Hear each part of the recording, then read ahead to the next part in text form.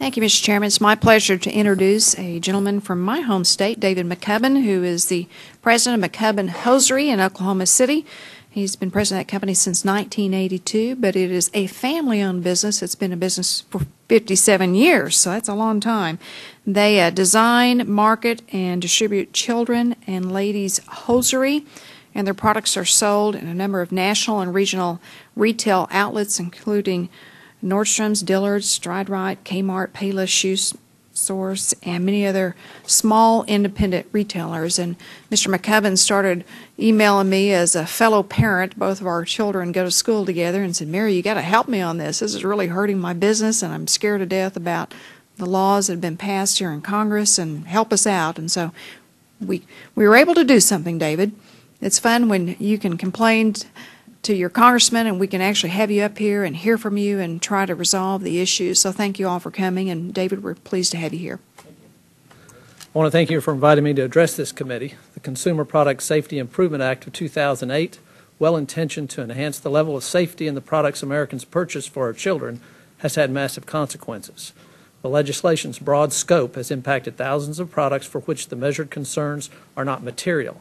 Your willingness to review the implications for small businesses in particular is very much appreciated. I was specifically asked to comment regarding the impact of the law on our business to date, the implications we anticipate in the upcoming year, and recommendations I would have regarding the CPSIA. Thus far, we have been most impacted by the lead content testing requirements. Initially, we were told by industry experts, both in the U.S. and internationally, that there was no reliable lead content test for textiles, engineering a scramble to execute any test that would work or be considered reliable. Reputable testing labs throughout the U.S. and Asia differed on their interpretations of what should be tested. Consequently, we tested all yarns in every sock at considerable expense. The sudden overwhelming demand in the testing labs resulted in delayed shipments, increased transportation costs, and strained relations with customers and suppliers. Implications for the upcoming year, staying on Section 101, which is the lead content limits. This section classifies children's products containing more than the allowable limit of lead as banned hazardous substances.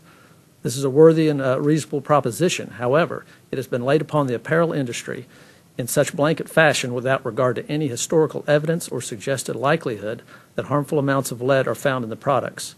In short, we are asked to search at a considerable expense for something that does not exist nor has been alleged to exist. We anticipate this redundant testing will cost in excess of $500,000 to our company in the first 12 months. Section 102, General Conformity Certification, also known as GCCs.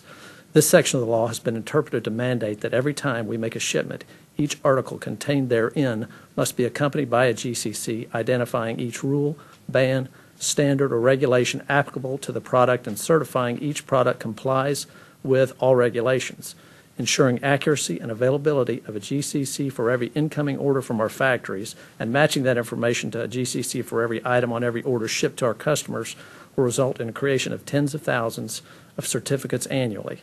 This is a daunting prospect for any small business. Section 103 on tracking labels.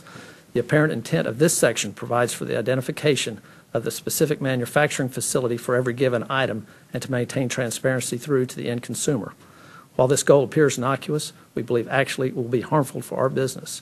Most hosiery is exempt from the care labeling rules enforced by the Federal Trade Commission due to utility or appearance being substantially impaired by a permanently attached label.